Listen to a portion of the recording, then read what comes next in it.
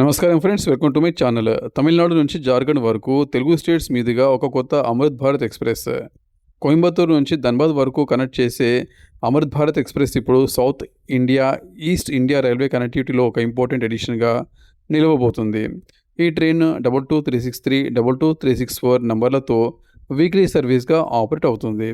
ధన్బాద్ నుంచి శనివారం సాయంత్రం బయలుదేరి ఈ ట్రైన్ మండే ఈవినింగ్కి కోయంబత్తూరుని చేరుకుంటుంది.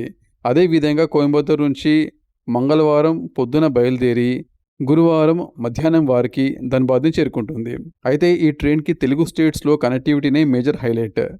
బలార్షా, వరంగల్, విజయవాడ వంటి ఇంపార్టెంట్ రైల్వే జంక్షన్స్ మీదుగా ఈ ట్రైన్ ప్రయాణిస్తుంది.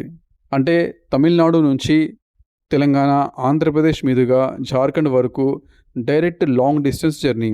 మొత్తము 22 కోచ్లతో నడిచే ఈ ట్రైన్లో స్లీపర్, జనరల్, ప్యాంట్రీ కార్తో పాటు లగేజ్ కమ్ బ్రేక్ వ్యాన్స్ కూడా ఉంటాయి.